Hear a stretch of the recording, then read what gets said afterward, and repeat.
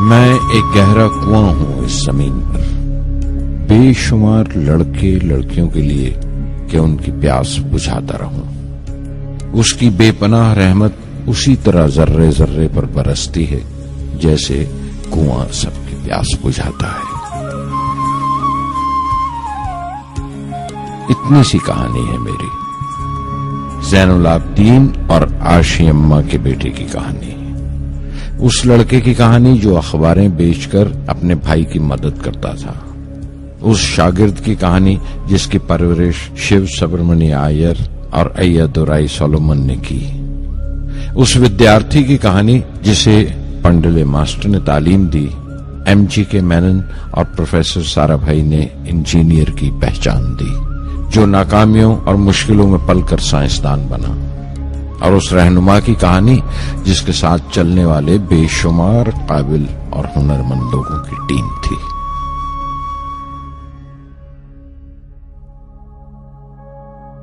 میری کہانی میرے ساتھ ختم ہو جائے گی، کیونکہ دنیاوی معنوں میں میرے پاس کوئی پونجی نہیں ہے، میں نے کچھ حاصل نہیں کیا، جمع نہیں کیا، میرے پاس کچھ نہیں اور کوئی نہیں، نہ بیٹا نہ بیٹی نہ پریوار۔ میں دوسروں کے لیے مثال نہیں بننا چاہتا، لیکن شاید کچھ پڑھنے والوں کو پریرنا ملے کہ انتم سکھ روح اور آتما کی تسکین ہے، خدا کی رحمت ان کی وراثت ہے۔ میرے پردادا اول، میرے دادا پکیر اور میرے والد زین العابدین کا خاندانی سلسلہ عبدالکلام پر ختم ہو جائے گا، لیکن خدا کی رحمت کبھی ختم نہیں ہوگی، کیونکہ وہ امر ہے، لافانی ہے۔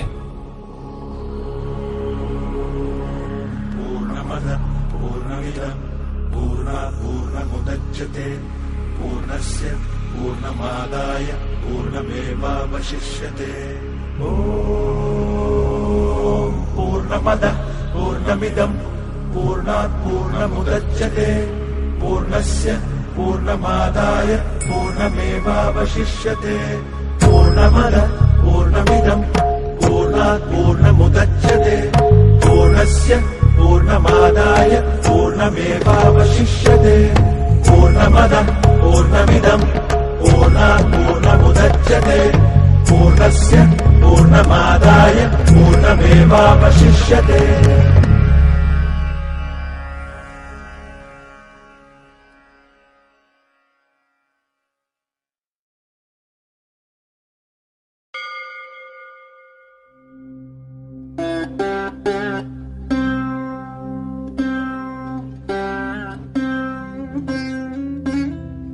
میں شہر رامیشورم کے ایک مڈل کلاس تمل خاندان میں پیدا ہوا۔ میرے ابا زین العابدین کے پاس نہ تعلیم تھی نہ دولت، لیکن ان مجبوریوں کے باوجود ایک دانائی تھی ان کے پاس اور حوصلہ تھا، اور میری ماں جیسی مددگار تھی عاشی اماں۔ ان کی کئی اولادوں میں ایک میں بھی تھا، بلند قامت ماں باپ کا ایک چھوٹے سے قد والا معمولی شکل و صورت کا لڑکا۔ اپنے پشتینی مکان میں رہتے تھے ہم، جو کبھی 19ویں صدی میں بنا تھا۔ کافی وسیع اور پکا مکان تھا رامیشورم کی مسجد سٹریٹ میں۔ میرے ابا ہر طرح کے عیش و آرام سے دور رہتے تھے، مگر ضروریات کی تمام چیزیں میسر تھیں۔ سچ تو یہ ہے کہ میرا بچپن بڑا محفوظ تھا، مادی طور پر بھی اور جذباتی طور پر بھی، مٹیریلی اینڈ ایموشنلی۔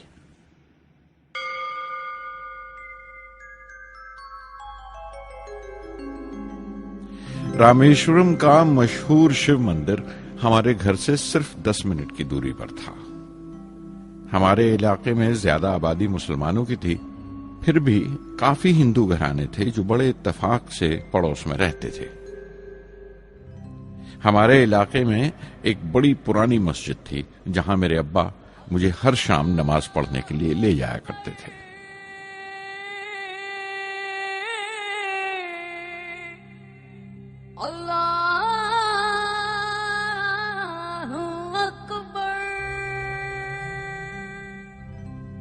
रामेश्वरम मंदिर के बड़े पुरोहित पक्षी लक्ष्मण शास्त्री मेरे अब्बा के पक्के दोस्त थे। मेरी बचपन की यादों में आंकी हुई एक याद ये भी थी कि अपने अपने रवायती लिबास में बैठे हुए वो दोनों कैसे रूहानी मसलों पर देर देर तक बातें करते रहते थे। मेरे अब्बा मुश्किल से मुश्किल रूहानी मामलों को भी तमिल की आम जबान में बयान कर लिया करते थे। एक बार मुझसे कहा था, जब आफत आए तो आफत की वजह समझने की कोशिश करो, मुश्किलें हमेशा खुद को परखने का मौका देती हैं।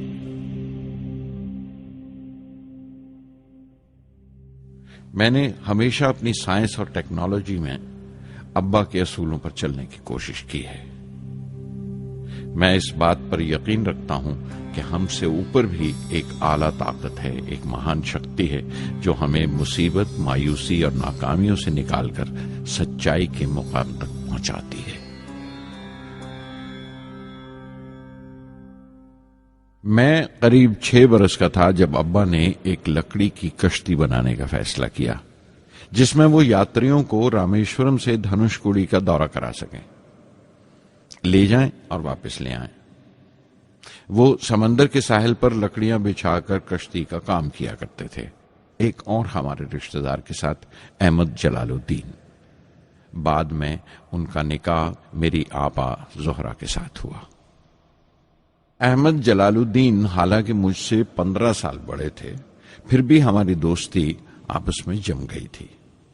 हम दोनों हर शाम लंबी सैर को निकल जाया करते थे। मस्जिद गली से निकलकर हमारा पहला पड़ाव शिव मंदिर हुआ करता था, जिसके गिर्द हम उतनी ही श्रद्धा से परिक्रमा करते थे जिस श्रद्धा से बाहर से आए हुए यात्री। जलालुद्दीन ज्यादा पढ़ लिख नहीं सके उनके घर के हालात की वजह से, लेकिन मैं जिस जमाने की बात कर रहा हूं, उन दिनों हमारे इलाके में सिर्फ वही एक शख्स था जो अंग्रेजी लिखना जानता था। जलालुद्दीन हमेशा तालीम याफ्ता पढ़े लिखे लोगों के बारे में बातें करते थे, साइंस की इजाद, मेडिसिन और उस वक्त के लिटरेचर का जिक्र किया करते थे। एक और शख्स जिसने बचपन में मुझे बहुत मुतासिर किया वो मेरा कजन था, मेरा चचेरा भाई शमसुद्दीन। उसके पास रामेश्वरम में अखबारों का ठेका था और सब काम अकेले ही किया करता था। हर सुबह अखबार रामेश्वरम रेलवे स्टेशन पर ट्रेन से पहुंचता था। सन 1939 में दूसरी आलमगीर जंग शुरू हुई, द सेकेंड वर्ल्ड वॉर। उस वक्त मैं 8 साल का था। हिंदुस्तान को इत्तेहादी फौजों के साथ शामिल होना पड़ा और एक इमरजेंसी के से हालात पैदा हो गए थे। सबसे पहली दुर्घटना यह हुई कि रामेश्वरम स्टेशन पर आने वाली ट्रेन का रुकना कैंसिल कर दिया गया और अखबारों का गट्ठा अब रामेश्वरम और धनुषकोडी के बीच से गुजरने वाली सड़क पर चलती ट्रेन से फेंक दिया जाता। शमसुद्दीन को मजबूरन एक मददगार रखना पड़ा जो अखबारों के गट्ठे सड़क से जमा कर सके। वो मौका मुझे मिला और शमसुद्दीन मेरी पहली आमदनी की वजह बना। हर बच्चा जो पैदा होता है वो कुछ समाजी और आर्थिक हालात से जरूर असरअंदाज होता है और कुछ अपने जज्बाती माहौल से भी। उसी तरह उसकी तरबियत होती है। मुझे दयानतदारी और सेल्फ डिसिप्लिन अपने अब्बा से विरासत में मिला था और मां से अच्छाई पर यकीन करना और रहमदिली। लेकिन जलालुद्दीन और शमसुद्दीन की सोहबत से जो असर मुझ पर पड़ा, उससे सिर्फ मेरा बचपन ही महज अलग नहीं हुआ, बल्कि आइंदा जिंदगी पर भी उसका बहुत बड़ा असर पड़ा।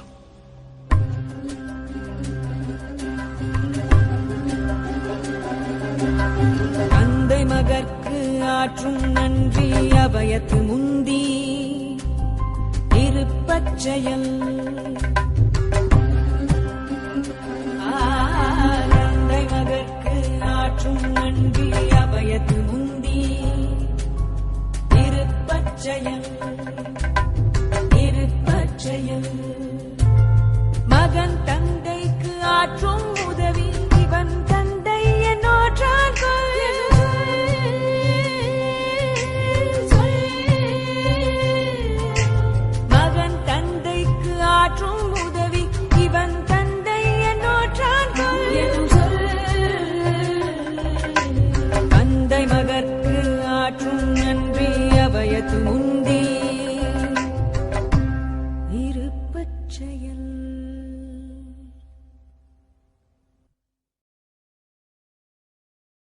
پھر جنگ ختم ہو گئی اور ہندوستان کی آزادی بالکل یقینی ہو گئی.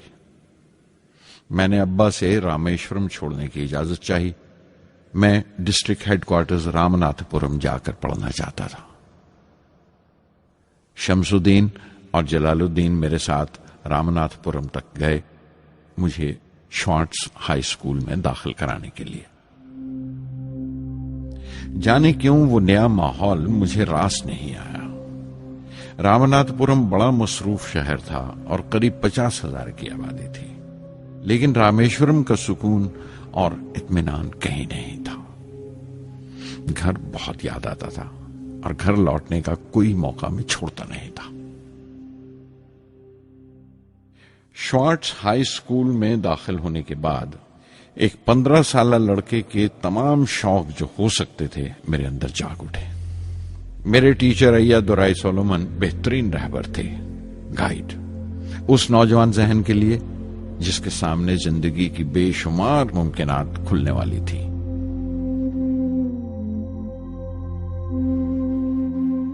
رامناتھ پورم کے اس عرصہ قیام میں ان سے میرا رشتہ استاد شاگرد یا گرو شیشیہ سے بھی آگے نکل گیا. ایا دورائی کہا کرتے تھے، زندگی کامیاب ہونے اور نتیجے حاصل کرنے کے لیے 3 طاقتوں پر قابو پانا بہت ضروری ہے: خواہش، یقین اور امید. ایا دورائی سولومن جو بعد میں ریورنٹ ہو گئے کہا کرتے تھے، اس سے پہلے کہ میں چاہوں کچھ ہو جائے یہ ضروری ہے کہ میرے اندر اس کی پوری شدت سے خواہش ہو اور یقین ہو کہ وہ ہوگا. میں اپنی زندگی سے اگر مثال دوں تو مجھے بچپن سے ہی آسمان کے اسرار اور پرندوں کی پرواز ہمیشہ حیران کرتی تھی، فیسینیٹ کرتی تھی. سمندر میں کونجوں اور بگلوں کو اونچی اڑانے لگاتے دیکھتا تھا تو اڑنے کو جی کرتا تھا. میں ایک سادہ لوگ گاؤں ہی کا لڑکا تو تھا، لیکن مجھے یقین تھا کہ ایک دن میں ضرور ان کونجوں کی طرح بلند اڑانے لگاؤں گا، بلندی پر پرواز کروں گا. اور حقیقت یہ ہے کہ رامیشورم سے اڑنے والا میں پہلا لڑکا تھا.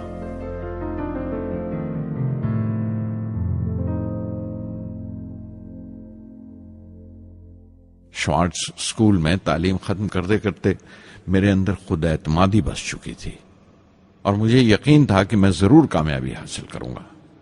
میں تعلیم آگے جاری رکھوں گا، اس میں کوئی دوسرا خیال نہیں تھا.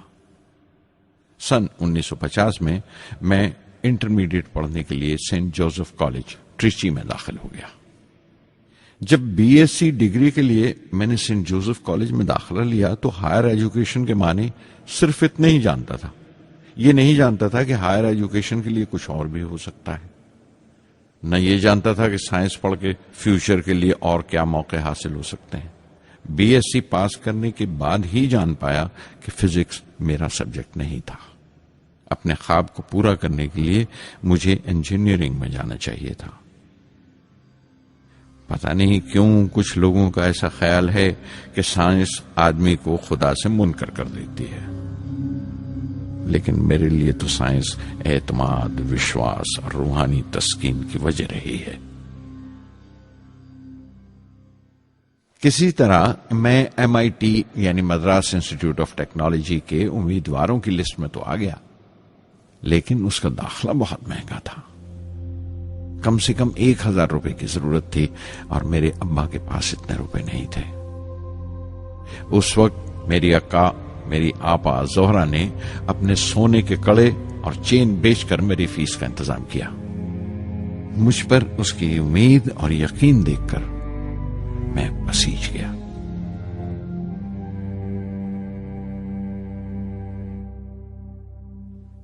MIT میں سب سے زیادہ مزہ آیا. وہاں 2 ہوائی جہاز رکھے دیکھ کر جو اڑان سے بری کر دیے گئے تھے، مجھے ان کی طرف ایک عجیب سا کھچاؤ محسوس ہوتا تھا. اور جب سب لڑکے ہاسٹل لوٹ جاتے تھے میں کئی گھنٹے ان کے پاس بیٹھا رہتا تھا. فرسٹ ایئر مکمل کرنے کے بعد جب مجھے اپنے زیادہ خصوصی مضمون چننا تھے، یعنی اپنی اسپیشل برانچ کا چناؤ کرنا تھا، تو میں نے فورن ایروناٹیکل انجینئرنگ کا چناؤ کر لیا. MIT کی تعلیم کے دوران مجھے 3 ٹیچرز نے بہت متاثر کیا: professor اسپونڈر، professor KAV پنڈلے، professor نرسنگھا Rao. Professor اسپونڈر technical aerodynamics سکھاتے تھے۔ ایروناٹیکل انجینئرنگ میں داخلے سے پہلے میں نے ان سے صلاح لی تھی۔ انہوں نے سمجھایا تھا کہ مجھے مستقبل کا فیصلہ کرنے سے پہلے مستقبل کی ممکنات کے بارے میں نہیں سوچنا چاہیے، بلکہ سوچنا چاہیے ایک اچھی بنیاد کے لیے اور اپنے رجحان اور اشتیاق کے بارے میں کہ اس میں کتنی شدت ہے، میرے ایپٹیچیوڈز اور ایسپریشن میں کتنی انٹینسٹی ہے۔ میں خود بھی ہونے والے انجینئرنگ اسٹوڈنٹس سے کہنا چاہتا ہوں کہ جب وہ اپنا اسپیشلائزیشن کا چناؤ کریں تو یہ دیکھیں کہ ان میں کتنا شوق ہے، کتنا اتساہ ہے اور لگن ہے اس شعبے میں جانے کے لیے۔ پروفیسر KAV پنڈلے نے مجھے ایرو اسٹرکچر ڈیزائن سکھایا اور اس کا تجزیہ بھی، وشلیشن، انالیسس بھی۔ وہ بڑے خوش دل اور دوست ٹیچر تھے اور ہر سال کوئی نہ کوئی نیا طریقہ، نیا نظریہ لے کر آتے تھے کورس میں۔ پروفیسر نرسنگھ راؤ میتھمیٹیشین تھے، وہ ایروڈائنامکس کی تھیوری سکھایا کرتے تھے۔ ان کی کلاس میں داخل ہو کر مجھے میتھمیٹیکل فزکس باقی تمام سبجیکٹس سے زیادہ اچھا لگنے لگا۔ سادھر سنگی ہری ہری نام چتارا چتارا، سادھر سنگی ہری ہری نام چتارا،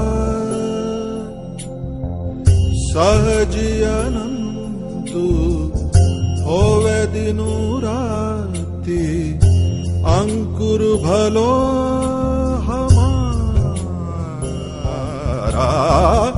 سادھر سنگی سادھر سنگی۔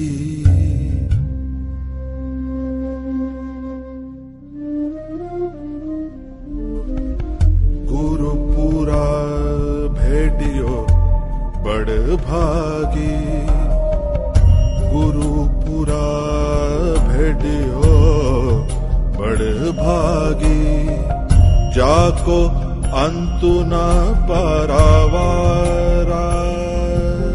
انت نہ پاراوارا، نانک سرنی گہی سوامی کی، پنہ پنہ نمسکار، سادھر سنگی سادھر سنگی۔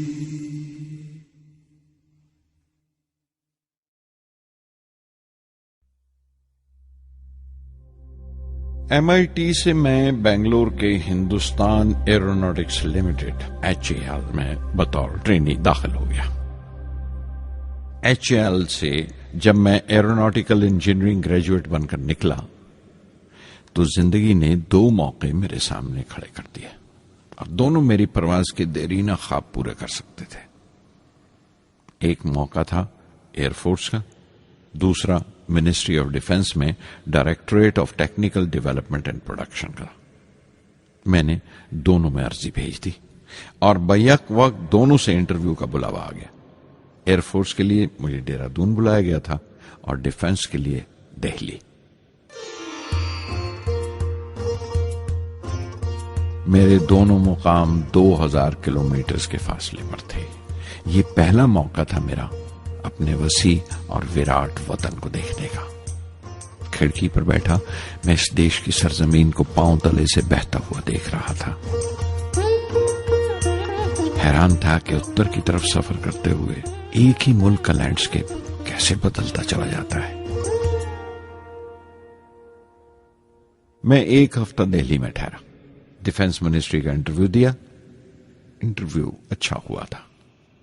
وہاں سے میں دہرادون گیا ایئر فورس سلیکشن بورڈ کے انٹرویو کے لیے۔ 25 امیدواروں میں 9ویں نمبر پر آیا۔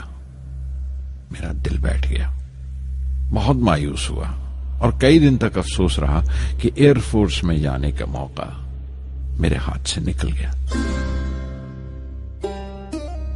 میں رشی کیش چلا گیا، دل پر یہ بوجھ لے کر کہ آنے والے دن بڑے سخت ہوں گے۔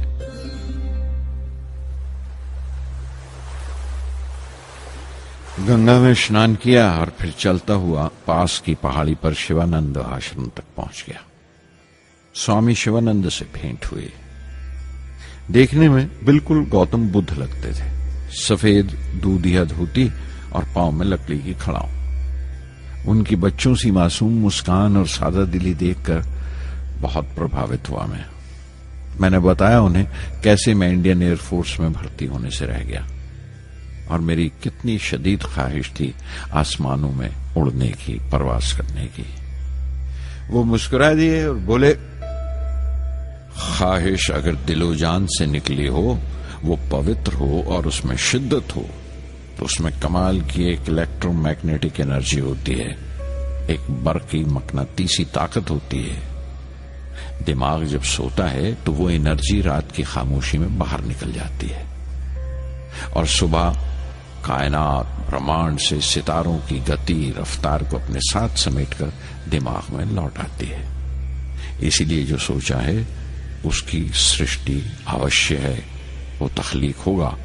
تم وشواس کرو اس ازلی بندھن پر، اس وچن پر کہ سورج پھر لوٹے گا، بہار پھر سے آئے گی۔ میں دہلی لوٹ آیا، ڈیفنس سے اپنا انٹرویو کا نتیجہ دریافت کیا۔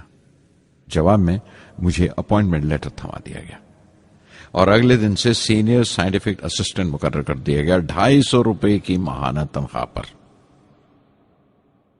3 سال گزر گئے۔ انہی دنوں بنگلور میں ایروناٹیکل ڈیولپمنٹ اسٹیبلشمنٹ ADE کا ایک نیا محکمہ کھلا اور مجھے وہاں پوسٹ کر دیا گیا۔ بنگلور کانپور سے بالکل مختلف شہر تھا۔ میں اپنے ڈائریکٹوریٹ کی پوسٹنگ کا پہلا سال وہاں گزار چکا تھا۔ دراصل ہمارے دیش میں یہ ایک عجیب طریقہ ہے، ایک عجیب سا ڈھنگ ہے اپنے لوگوں کو حد درجہ تک نچوڑ لینے کا، جو ہمارے لوگوں کو انتہا پسند بنا دیتا ہے۔ شاید اس لیے کہ صدیوں اس دیش نے غیر ملکی تہذیبوں کے زخم بھی کھائے ہیں اور انہیں اپنے دامن میں جگہ بھی دی ہے۔ الگ الگ حکمرانوں سے وفا کرتے کرتے ہم اپنی حیثیت، اپنی یکتائی کھو بیٹھے ہیں، بلکہ ہم نے ایک اور ہی قسم کی خوبی پیدا کر لی ہے کہ ایک ہی وقت میں رحم دل بھی ہیں اور بے رحم بھی، حساس بھی ہیں اور بے حس بھی، جتنے گہرے ہیں اتنے ہی سطحی۔ اوپر سے دیکھو تو ہم بڑے خوش رنگ اور خوبرو نظر آتے ہیں، لیکن کوئی غور سے دیکھے تو اپنے حکمرانوں کی ایک بے ڈھب نقل سے زیادہ کچھ نہیں ہے۔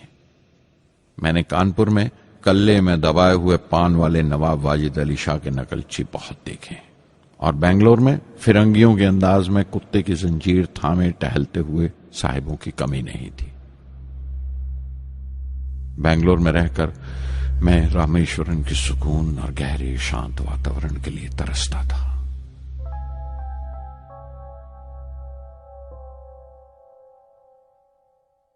پہلے سال تو ADE میں کوئی زیادہ کام نہیں تھا۔ ایک پروجیکٹ ٹیم بنائی تھی کہ 3 سالوں میں ایک سودیشی ہاور کرافٹ تیار کریں، اور وہ وقت سے پہلے تیار ہو گیا۔ نندی اس کا نام رکھا گیا، شیو کی سواری کے آدھار پر۔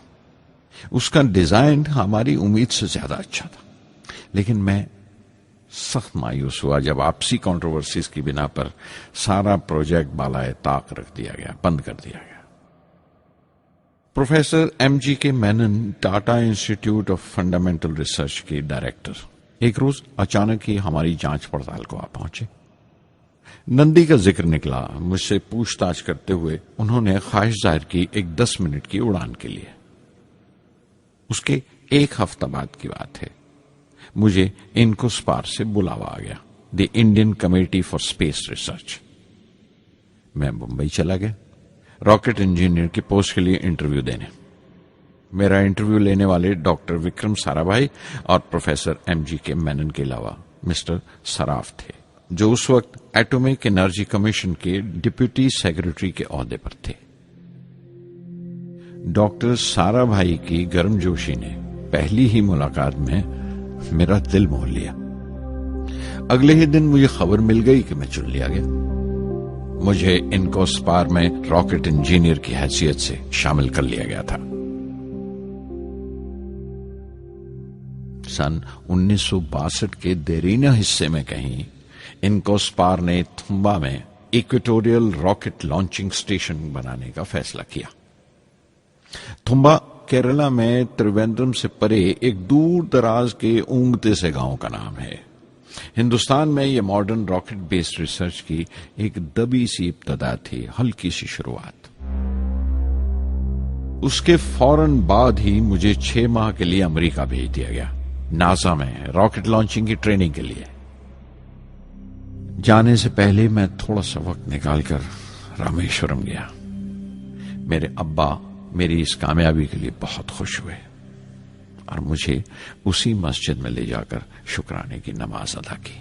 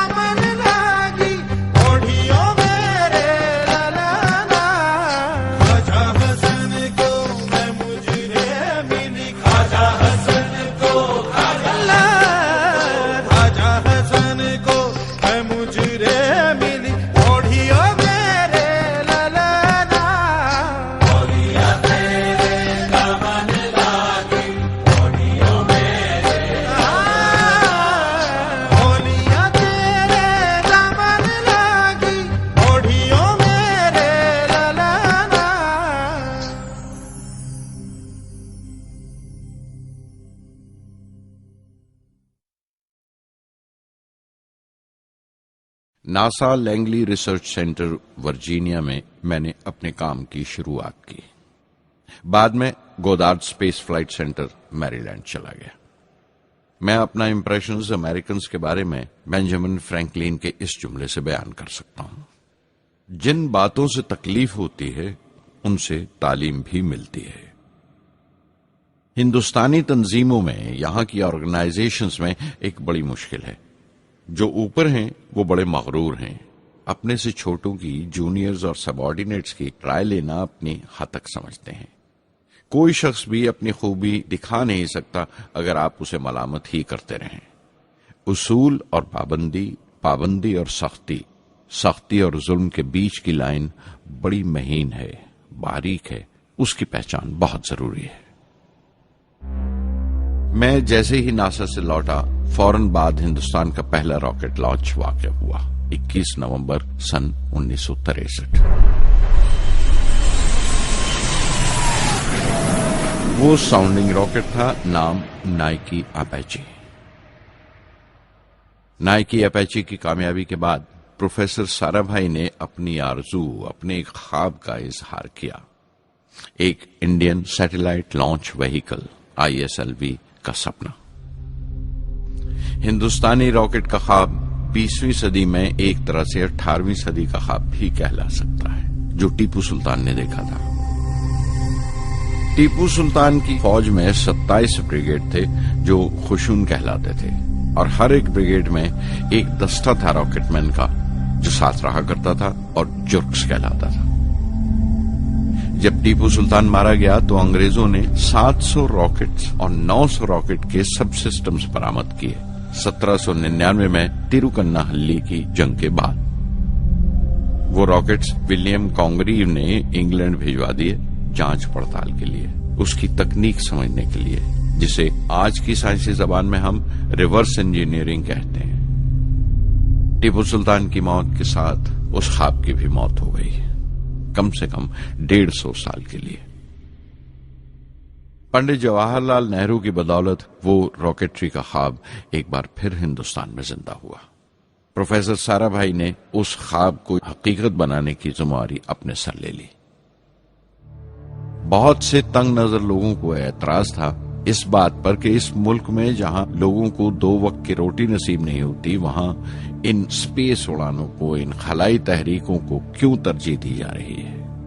لیکن پردھان منتری پنڈت نہرو اور پروفیسر سارا بھائی کے نظریے میں کسی قسم کا مبالغہ نہیں تھا۔ ان کے نظریے بالکل صاف تھے کہ اگر دنیا کے ملکوں میں اور دنیا کے مسئلوں میں کوئی حصہ لینا ہے، شرکت کرنی ہے، ہندوستان کو کوئی حیثیت حاصل کرنی ہے تو سائنس اور ٹیکنالوجی کی ترقی اور خود مختاری، سیلف ریلائنس اشد ضروری ہے، اور ان کا مقصد طاقت کا مظاہرہ ہرگز نہیں تھا۔ سہج پکے سو میٹھا ہوئے۔ تھمبا میں 2 راکٹ سہج پکے مگر کامیاب ہوئے، ایک روہنی، دوسرا مینیکا۔ اگلا سال لگا ہی تھا جب پروفیسر سارا بھائی نے مجھے دہلی بلا بھیجا۔ ایک میٹنگ تھی اور میٹنگ میں group captain V S Narayanan سے میرا تعارف کرایا گیا جو ایئر ہیڈ کوارٹرز سے تھے۔ پروفیسر سارا بھائی نے ریٹو تیار کرنے کا ارادہ ظاہر کیا، rocket assisted take of system, ایک ملٹری ایئر کرافٹ جو راکٹ کی مدد سے اڑایا جا سکے بڑی چھوٹی سی جگہ میں۔ شام تک یہ خبر بھی عام ہو گئی کہ ہندوستان ایک خود ساختہ ملٹری ایئر کرافٹ تیار کر رہا ہے اور میں اس پروجیکٹ کا مختار ہوں، ذمہ دار ہوں۔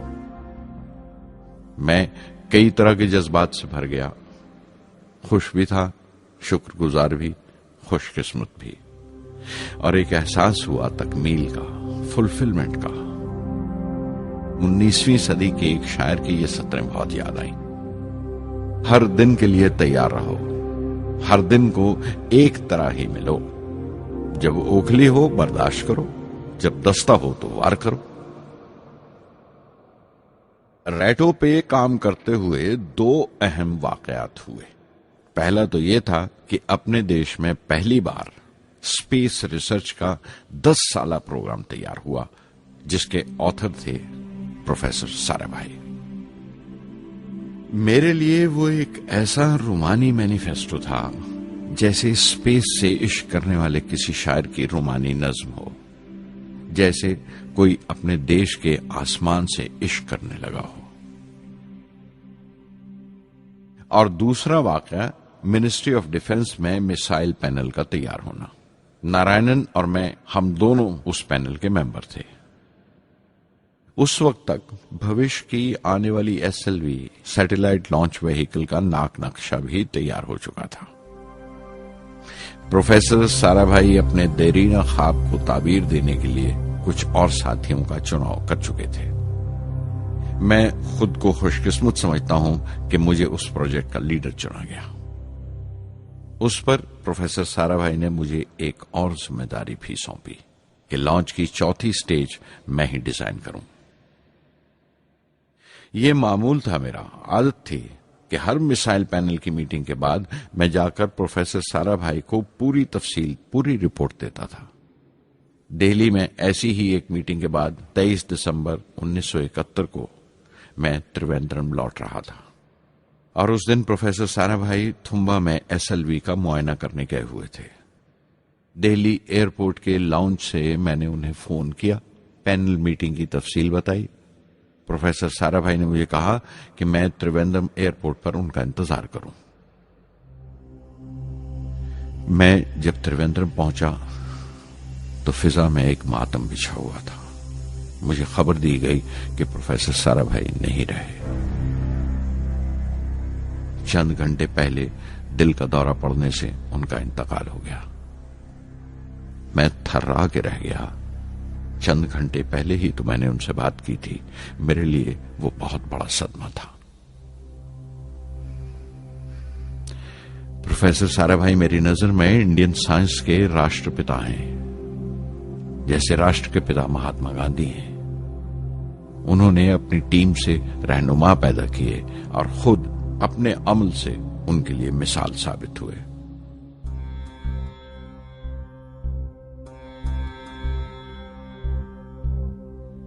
నానాటి బతుకు నాటకము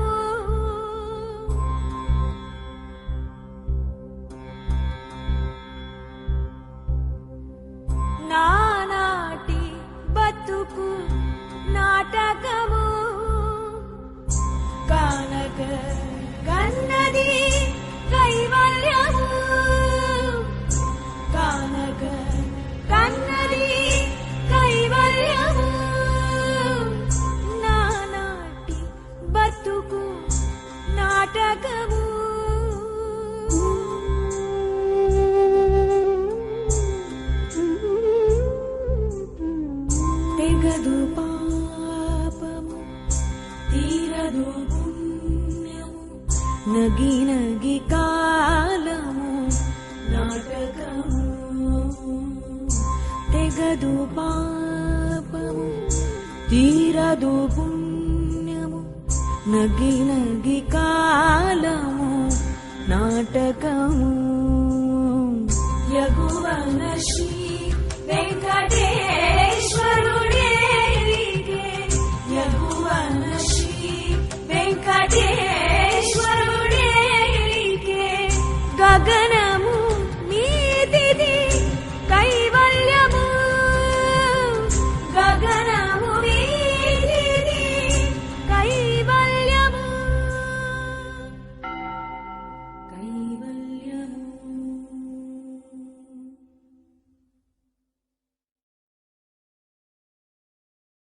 कुछ अरसा प्रोफेसर एमजी के मेनन ने स्पेस रिसर्च का काम संभाला.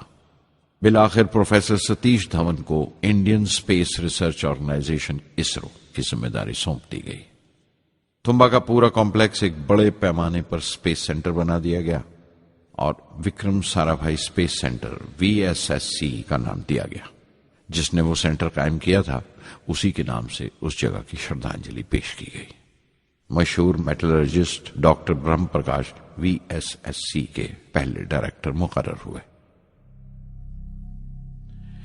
कोई भी शख्स अपनी जिम्मेवारी में तभी कामयाब हो सकता है अगर वो बारसूख हो, मोतबर हो और अपने फैसलों के लिए उसे सही हद तक आजादी हो. शायद निजी जिंदगी में भी तसल्ली का यही एक रास्ता है. आजादी और जिम्मेवारी एक साथ हो तभी वो तस्कीन और खुशी का बायस हो सकती है. और जाती आजादी हासिल करने के लिए मैं 2 रास्ते तजवीज कर सकता था जो मैंने इख्तियार किए. पहला तो ये कि अपनी तालीम और तरबियत को बढ़ावा दो. इल्म, नॉलेज बड़ा कारआमद हथियार है, बहुत काम आता है. इल्म जितना ज्यादा होगा उतनी ज्यादा आजादी के हकदार होगे. इल्म वो पूंजी है जो कोई छीन नहीं सकता.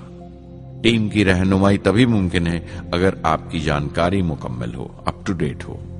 कामयाब रहनुमा बनने के लिए जरूरी है कि दिन का काम जब खत्म हो आप पिछले काम का जायजा लें, अगले दिन के काम की तैयारी करें. दूसरा तरीका यह है कि अपने काम को अपना फख्र समझें, गर्व समझें और जरूरी है कि अपने अंदर की शक्ति की सही जानकारी हो. जो करो उस पर यकीन रखो या जिस पर यकीन हो वही करो, वरना दूसरों के ईमान का शिकार बनते रहोगे. SLV प्रोजेक्ट के पहले 3 सालों में साइंस के बहुत से नए नए इसरार खुले और आहिस्ता आहिस्ता साइंस और टेक्नोलॉजी का फर्क समझ आने लगा. रिसर्च और अमल, डेवलपमेंट का फासला पता चलने लगा. किसी भी इजाद में गलतियां होना लाजमी है, लेकिन हर गलती कामयाबी की तरफ एक और कदम उठाती है, एक और सीढ़ी बन जाती है. किसी भी तख्लीक की तरह SLV-3 की तख्लीक भी कई दर्दनाक लम्हों से गुजरी. एक रोज जब मैं और मेरे तमाम साथी अपने कामों में पूरी तरह डूबे हुए थे, मेरे घर से एक मौत की इत्तला पहुंची. मेरे दोस्त और हमदर्द मेरे बहनोई जलालुद्दीन का इंतकाल हो गया था. कुछ देर के लिए तो मैं सुन्न होकर रह गया. मेरी आंखों में अंधेरा छा गया. थोड़ी देर बाद जब अपने चौगिरदे का एहसास हुआ तो महसूस किया जैसे मेरी हस्ती का एक हिस्सा मर गया था.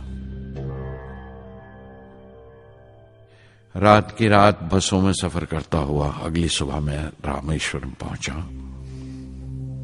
जोहरा को क्या तसल्ली देता और क्या सब्र देता अपनी भांजी महबूबा को जो रो रो कर हलकान हो रही थी. मेरी आंखों के सोते पहले ही सूख चुके थे. थुम्बा लौटकर बहुत दिनों तक सारा कामकाज, सारी मसरूफियत बेमानी लगने लगी. बहुत दिनों तक बहुत मलाल लगा, सब बेमानी लगता था. प्रोफेसर धवन देर देर तक हौसला देते थे. कहते SLV पर जैसे जैसे काम आगे बढ़ेगा मुझे सब्र महसूस होगा और ये मायूसी कम होते होते गुजर जाएगी. 1976 میں میرے ابا زین العابدین 102 سال کی عمر میں وہیں رامیشورم میں انتقال فرما گئے. 15 پودے پوتیاں چھوڑ کر گئے تھے پیچھے اور ایک پڑپوتا. دنیاوی طور پر وہ صرف ایک اور بزرگ کی موت تھی. کوئی بڑا ماتم نہیں ہوا، جھنڈا نہیں اتارا گیا، نہ اخباروں نے سیاہ حاشیے دیے، نہ سیاستدان تھے وہ، نہ ودوان کوئی، نہ کوئی بڑے سرمایہ دار.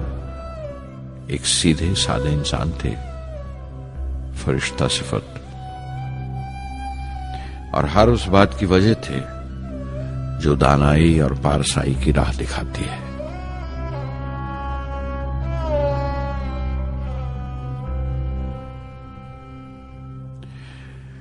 میں بہت دیر تک اپنی ماں کے پاس بیٹھا رہا، چپ چاپ، اور جب اٹھا تھمبا لوٹنے کے لیے تو اس نے روندھے گلے سے دعائیں دی مجھے.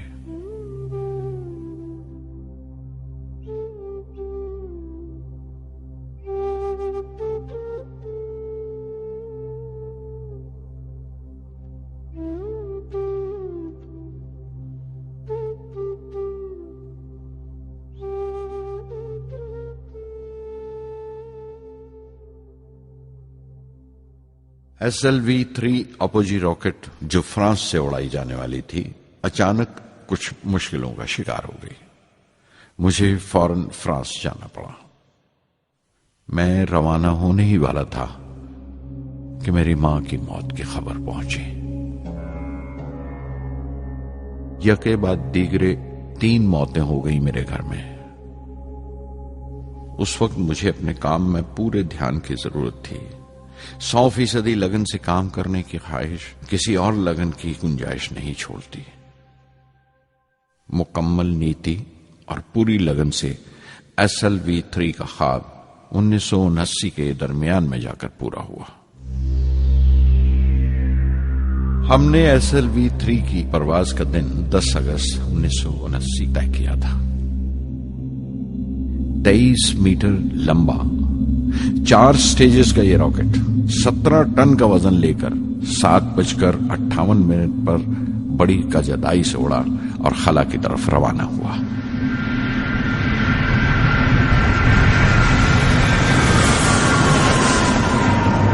پہلی سٹیج ہر طرح سے پختہ نکلی اور بڑے آرام سے راکٹ دوسری سٹیج میں داخل ہو گیا. ہم سب دم بخود رہ گئے، سانس روکے بیٹھے تھے. ہمارے برسوں کا خواب آسمان کی طرف سفر کر رہا تھا.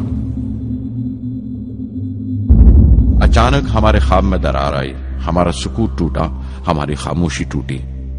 دوسری سٹیج قابو سے باہر ہونے لگی تھی. 317 سیکنڈ کے بعد پرواز ٹوٹ گئی. میری محنت اور امید چوتھی سٹیج کو ساتھ لے کر تمام ملبہ سری ہری کوٹا سے 560 کلومیٹر دور سمندر میں جا کے گرا.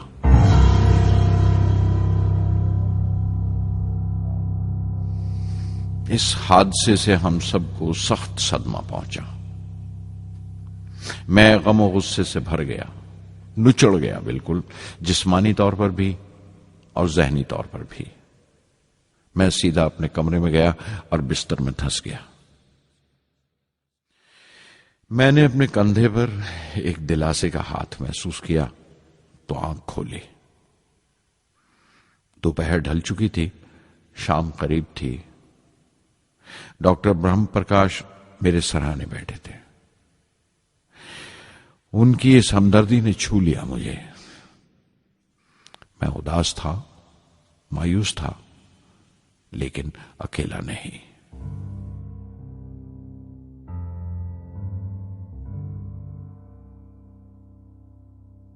ہر شخص تکنیکی جمع تفریق اور بحث مباحثے کے بعد مطمئن ہو چکا تھا، سنتشٹ ہو چکا تھا، لیکن مجھے اطمینان نہ آیا اور مسلسل بے چین رہا.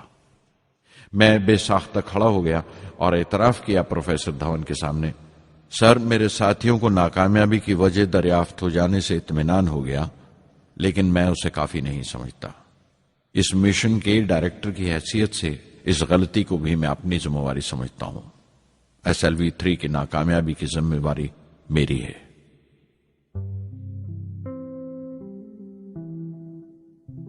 साइंस का काम कमाल दर्जा उत्साह भी देता है, खुशी भी और उतनी ही गहरी मायूसी भी।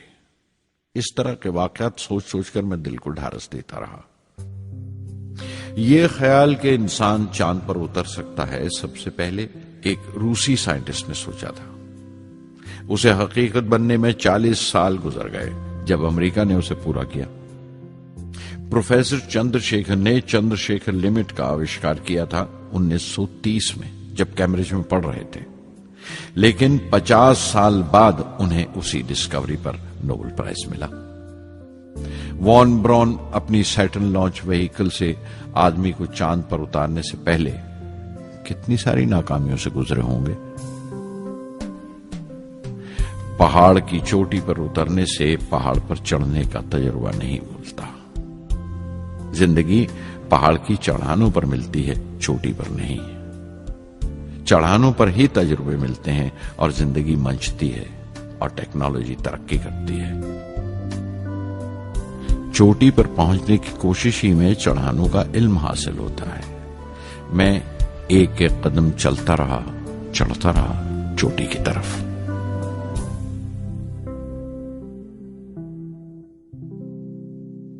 SLV-3 की उड़ान से 30 घंटा पहले 17 जुलाई 1980 के दिन अखबारों की सुर्खियां तरह तरह की राय और अंदाजों से भरी हुई थीं। ज्यादातर रिपोर्टर्स ने पहली SLV की उड़ान याद दिलाई थी कि किस तरह वो रॉकेट फेल हो गया था और उसका मलबा समंदर में जाकर गिरा था। कुछ लोगों ने तो देश की दूसरी खामियों का जिक्र करते हुए भी उसे SLV-3 से जोड़ दिया था। मैं जानता था कि अगले दिन का नतीजा हमारे फ्यूचर के स्पेस प्रोग्राम का फैसला करने वाला है। मुख्तसर ये कि सारी कौम की नजरें हम पर गड़ी हुई थीं। 18 जुलाई 1980 सुबह 8:03 पर हिंदुस्तान का पहला सैटेलाइट लॉन्च व्हीकल उड़ा।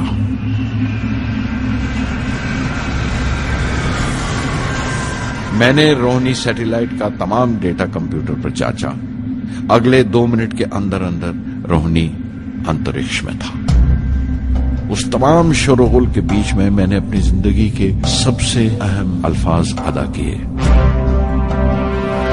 मैं मिशन डायरेक्टर बोल रहा हूं, एक जरूरी खबर सुनने को तैयार रहो।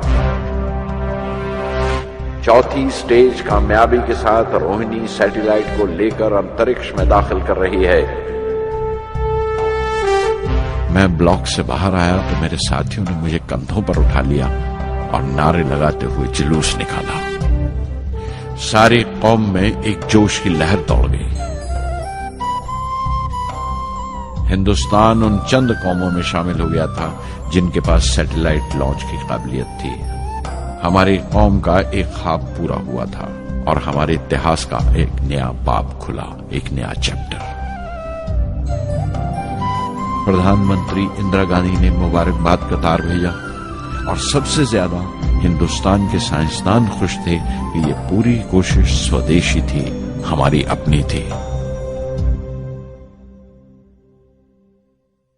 मैं कुछ मिले जुले जज्बात से गुजर रहा था। मैं खुश था कि पिछली 2 दहाइयों से जिस कोशिश में था बिलाखिर उसमें कामयाब हुआ। लेकिन उदास था जिन लोगों की बदौलत में यहां पहुंचा था वो लोग मेरे साथ नहीं थे। मेरे अब्बा, मेरे बहनोई जलालुद्दीन और प्रोफेसर साराभाई। SLV-3 की कामयाबी के महीने भर के अंदर ही प्रोफेसर धवन का फोन आया एक दिन और दिल्ली बुलाया प्रधानमंत्री से मिलने के लिए। मेरी एक छोटी सी उलझन थी कपड़ों को लेकर।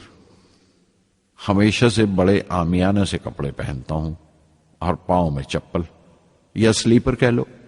प्रधानमंत्री को मिलने जैसा वो लिबास नहीं था, मेरे लिए नहीं, उनके एहतराम के लिए। सुना तो प्रोफेसर धवन बोले, कपड़ों की फिक्र मत करो, तुमने जो शानदार कामयाबी पहन रखी है वो काफी है। रिपब्लिक डे 1981 मेरे लिए एक बड़ी खुशखबरी लेकर आया कि मुझे पद्म भूषण से नवाजा गया है। मैंने अपने कमरे को बिस्मिल्लाह खां की शहनाई से भर लिया। शहनाई की गूंज मुझे कहीं और ही ले गई। मैं रामेश्वरम पहुंच गया, मां के गले लगा। अब्बा ने मेरे बालों को उंगलियों से सहलाया और मेरा दोस्त, मेरा रफीक जलालुद्दीन मस्जिद गली में जमा हुए लोगों में मेरे इनाम का ऐलान कर रहा था। मेरी बहन जोहरा ने मीठा बनाया घर में। पक्षी लक्ष्मण शास्त्री ने मेरे माथे पर तिलक लगाया। फादर सोलोमन ने मेरे हाथ में सलीब देकर दुआ पढ़ी और प्रोफेसर सारा भाई को देखा। उनके चेहरे पर मुस्कुराहट थी, फख्र था। जो पौधा वो लगाकर गए थे अब पूरा पेड़ बन चुका था, जिसके फल हिंदुस्तान की आवाम तक पहुंच रहे थे।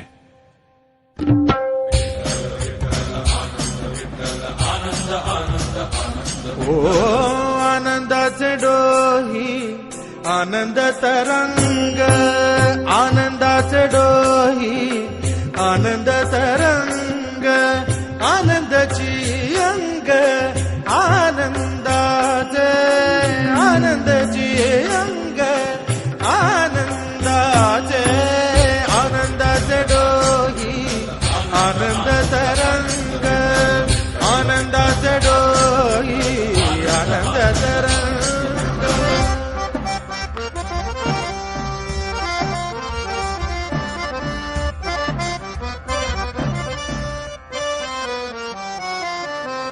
गर्भाचे आवडी मातेचा डोहळा, तेथीचा जिव्हाळा येथे बिंबे।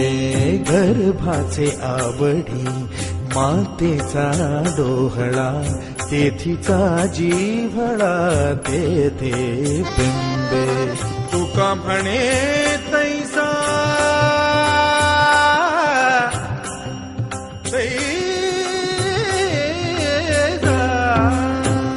म्हणे तैसा ओतलाचे ठसा, अनुभव सरीसा मुखाला। आनंदाचे डोही आनंद तरंग, आनंदाची अंग, आनंदाचे आनंदाचे डोही आनंद तरंग।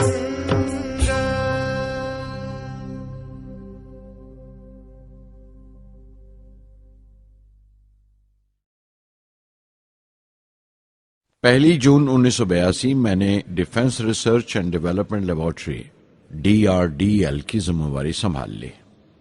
उस वक्त के defence minister Shri R Venkataraman ने जब मशवरा दिया कि बजाय दर्जा बदर्जा मिसाइल तैयार करने के हमें मुकम्मल अपनी मिसाइल तैयार करने का प्रोग्राम बनाना चाहिए, तो हमें अपने कानों पर यकीन नहीं आया और देखते देखते ही वो प्रोजेक्ट एक मुकम्मल मिसाइल का प्रोग्राम बन गया, जिसके नतीजे आइंदा बहुत दूर तक पहुंचे।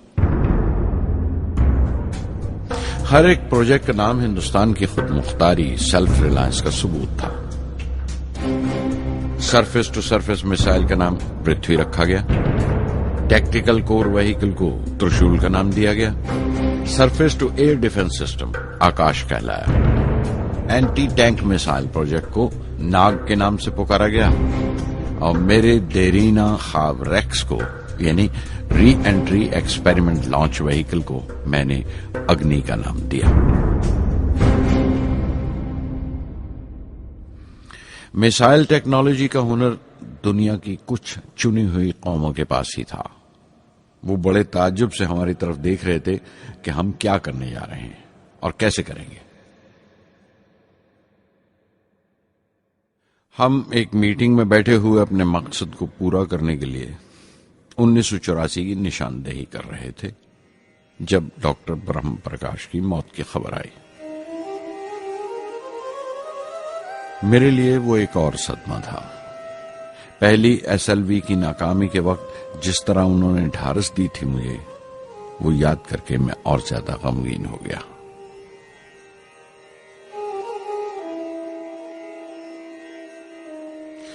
प्रोफेसर साराभाई अगर VSSC के निर्माता थे, बनाने वाले थे, तो डॉक्टर ब्रह्म प्रकाश उसके आमिल थे, एग्जीक्यूटर थे। उनकी विनम्रता ने मुझे बड़ी हद तक नरम कर दिया और मैंने अपनी तुंद मिजाजी पर काफी काबू कर लिया।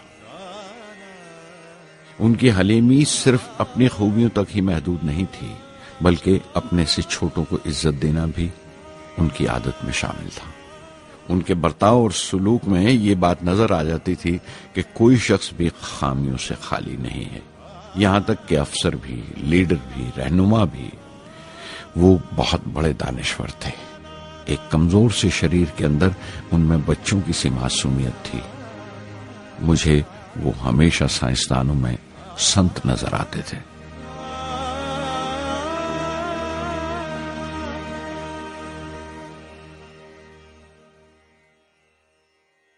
पृथ्वी का काम अपनी तकमील को पहुंच रहा था जब हम 1988 में दाखिल हुए। 25 फरवरी 1988 सुबह 11:23 पर पृथ्वी की पहली परवाज वाक़ हुई।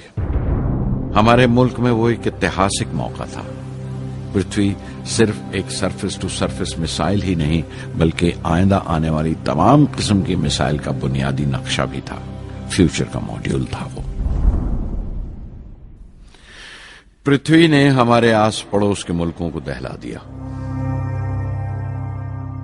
मगरबी यानी वेस्टर्न मुल्कों को पहले तो हैरत हुई, फिर गुस्से का इजहार किया और पाबंदी लगा दी इंडिया के लिए कि वो ऐसी कोई चीज बाहर के मुल्कों से न खरीद सकें जो उनके मिसाइल प्रोग्राम में इस्तेमाल हो सकती हो या काम आ सकती हो।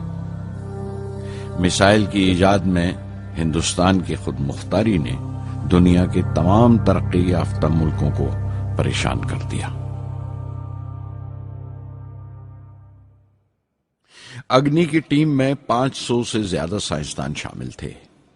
अग्नि की परवाज 20 अप्रैल 1999 तय पाई थी। लॉन्च की तमाम तैयारियां मुकम्मल हो चुकी थीं और हिफाजत के लिए यह फैसला किया गया था कि लॉन्च के वक्त आसपास के तमाम गांव खाली करा दिए जाएं। अखबारात और दूसरी मीडिया ने इस बात को बहुत उछाला। 20 अप्रैल पहुंचते पहुंचते तमाम मुल्क की नजरें हम पर टिकी हुई थीं। दूसरे मुल्कों का दबाव बढ़ रहा था कि हम इस तजुर्बे को मुलतवी कर दें या खारिज कर दें, लेकिन सरकार मजबूत दीवार की तरह हमारे पीछे खड़ी रही और किसी तरह हमें पीछे नहीं हटने दिया। परवाज से सिर्फ 14 सेकंड्स पहले हमें कंप्यूटर ने रुकने का इशारा किया। किसी एक पुर्जे में कोई खामी थी, वो फौरन ठीक कर दी गई, लेकिन उसी वक्त डाउन रेंज स्टेशन ने रुकने का हुक्म दिया। चंद सेकंड्स में कई रुकावटें सामने आ गईं और परवाज मुलतवी कर दी गई। अखबारात ने आस्तीनें चढ़ा ली। हर बयान ने अपनी अपनी तरह की वजूहात निकाल ली। कार्टूनिस्ट सुधीर दार ने एक कार्टून शाया किया जिसमें एक खरीदार कुछ सामान दुकानदार को वापस करते हुए कह रहा था, अग्नि की तरह वो भी नहीं चली। एक कार्टून में दिखाया गया कि साइंसदान कह रहा है, सब ठीक था, स्विच बटन नहीं चला। हिंदुस्तान टाइम्स के कार्टून में एक नेता रिपोर्टर को समझा रहा है, डरने की कोई बात नहीं, ये बड़ी अमन पसंद अहिंसावाद की मिसाइल है, इससे कोई मरेगा नहीं।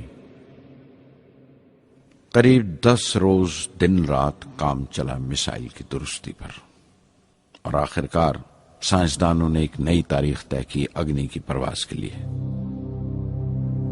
मगर फिर वही हुआ। 10 सेकंड पहले कंप्यूटर ने रुकावट का इशारा किया। पता चला एक पुर्जा काम नहीं कर रहा है। परवाज फिर मुलतवी कर दी गई। ऐसी बात किसी भी साइंसी तजुर्बे में हो जाना आम बात है। गैर मुल्कों में भी बहुत बार होता है, लेकिन उम्मीद से भरी हुई कौम हमारी मुश्किलें समझने को तैयार नहीं थी। हिंदू अखबार में केशव का एक कार्टून छपा जिसमें एक देहाती कुछ नोट गिनते हुए कह रहा था, मिसाइल के वक्त गांव से हट जाने का मुआवजा मिला है। 2-4 बार और ये तजुर्बा मुलतवी हुआ तो मैं पक्का घर बनवा लूंगा। अमोल बटर वालों ने अपने होर्डिंग पर लिखा, अग्नि को ईंधन के लिए हमारे बटर की जरूरत है। अग्नि की मरम्मत का काम जारी रहा।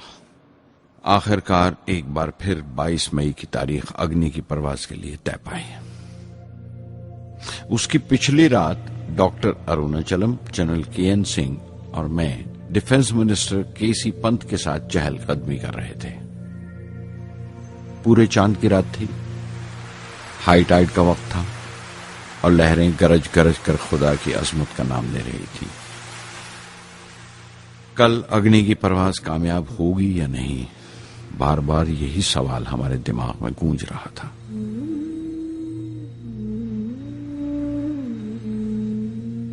डिफेंस मिनिस्टर ने एक लंबी खामोशी को तोड़ते हुए पूछा, कलाम, कल अग्नि की कामयाबी मनाने के लिए क्या चाहते हो तुम? मैं क्या चाहता था? क्या था जो नहीं था मेरे पास? अपनी खुशी के इजहार के लिए मुझे क्या करना चाहिए? और अचानक मुझे जवाब मिल गया, हम 1 लाख पेड़ों की कोंपले लगाएंगे, मैंने कहा, और उनके चेहरे पर रौनक आ गई। तुम अपनी अग्नि के लिए धरती मां का आशीर्वाद चाहते हो, बोले। कल यही होगा, उन्होंने पेशेंगोई की।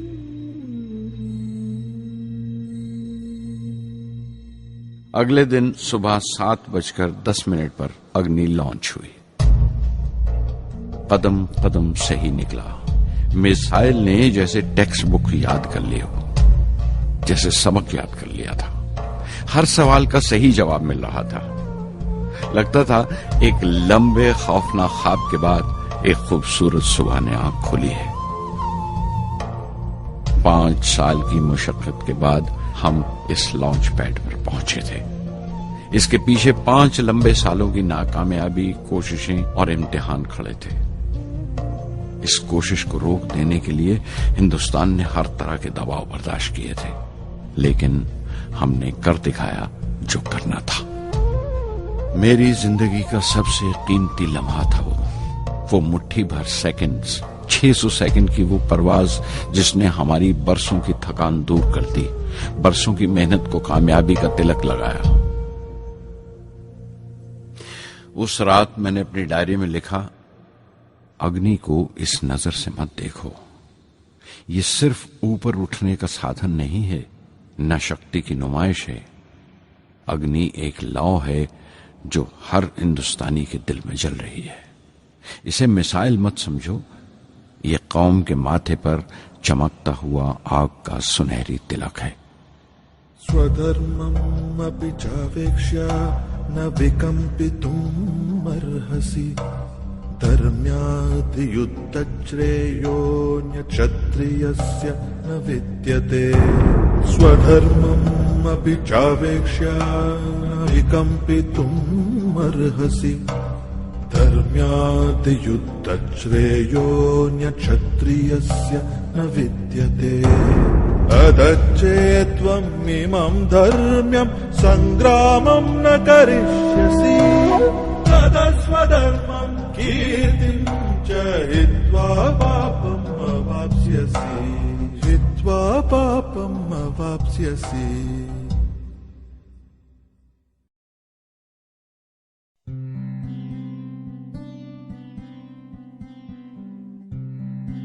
'90 के रिपब्लिक डे पर देश ने मिसाइल प्रोग्राम की कामयाबी का जश्न मनाया।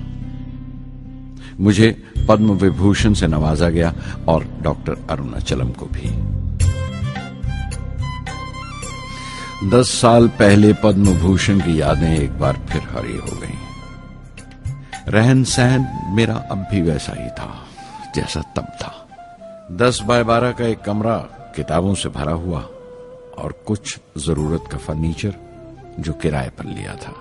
फर्क इतना ही था कि तब यह कमरा त्रिवेंद्रम में था, अब हैदराबाद में। वेटर मेरा नाश्ता लेकर आया, इडली और छाछ, और आंखों में एक खामोश मुस्कुराहट, मुबारकबाद की। मैं अपने हमवतनों की इस नवाजिश से छलक गया।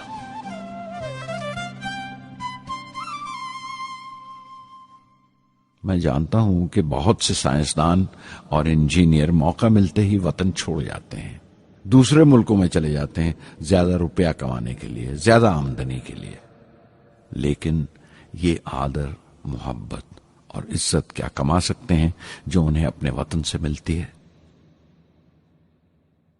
15 اکتوبر 1991 میں 60 سال کا ہو گیا۔ مجھے اپنی ریٹائرمنٹ کا انتظار تھا، چاہتا تھا کہ غریب بچوں کے لیے ایک اسکول کھولوں۔ یہ وہ دن تھے جب میں نے سوچا کہ اپنی زندگی کے تجربے، مشاہدے اور وہ تمام باتیں قلم بند کروں جو دوسروں کے کام آ سکیں، ایک طرح سے اپنی سوانح عمری لکھوں، اپنی جیونی۔ میرے خیال میں میرے وطن کے نوجوانوں کو ایک صاف نظریے اور دشا کی ضرورت ہے۔ تبھی یہ ارادہ کیا کہ میں ان تمام لوگوں کا ذکر کروں جن کی بدولت میں یہ بن سکا جو میں ہوں۔ مقصد یہ نہیں تھا کہ میں کچھ بڑے بڑے لوگوں کے نام لوں، بلکہ یہ کہ کوئی شخص کتنا بھی چھوٹا کیوں نہ ہو اسے حوصلہ نہیں چھوڑنا چاہیے۔ مسئلے، مشکلیں زندگی کا حصہ ہیں اور تکلیفیں کامیابی کی سچائیاں ہیں۔ جیسا کہا ہے کسی نے، خدا نے یہ وعدہ نہیں کیا کہ آسمان ہمیشہ نیلا ہی رہے گا، زندگی بھر پھولوں سے بھری راہیں ملیں گی۔ خدا نے یہ وعدہ نہیں کیا کہ سورج ہے تو بادل نہیں ہوں گے، خوشی ہے تو غم نہیں، سکون ہے تو درد نہیں ہوگا۔ مجھے ایسا کوئی غرور نہیں کہ میری زندگی سب کے لیے ایک مثال بنے گی، مگر یہ ہو سکتا ہے کہ کوئی مایوس بچہ کسی گمنام سی جگہ پر جو سماج کے کسی معذور حصے سے تعلق رکھتا ہو یہ پڑھے اور اسے چین ملے، یہ پڑھے اور اس کی امید روشن ہو جائے۔ ہو سکتا ہے یہ کچھ بچوں کو نا امیدی سے باہر لے آئے اور جسے وہ مجبوری سمجھتے ہیں وہ مجبوری نہ لگے، انہیں یقین رہے کہ وہ جہاں بھی ہیں خدا ان کے ساتھ ہے۔ کاش ہر ہندوستانی کے دل میں جلتی ہوئی لو کو پر لگ جائیں اور اس لو کی پرواز سے سارا آسمان روشن ہو جائے۔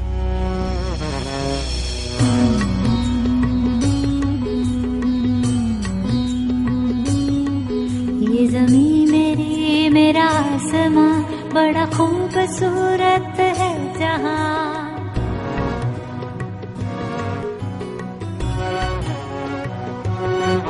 یہ زمین میری، میرا آسماں بڑا خوبصورت ہے جہاں، میری زندگی پرواز ہے وہ فضا میری، میں اڑوں جہاں، میری زندگی پرواز ہے وہ فضا میری، میں اڑوں جہاں، یہ زمین میری، میرا آسماں بڑا خوبصورت ہے جہاں، کبھی دھوپ لیپ کے آسماں ہم نے سنہری کر لیا، کبھی دھوپ لیپ کے آسماں ہم نے سنہری کر لیا، پھر دھوپ باندھ کے پاؤں میں ہم اڑے ہیں ٹھنڈی ہواؤں میں، زمین میری، میرا آسماں بڑا خوبصورت ہے جہاں، کبھی وقت اٹھا کے سروں پہ ہم اور آگ لے کے پروں پہ ہم، کبھی وقت اٹھا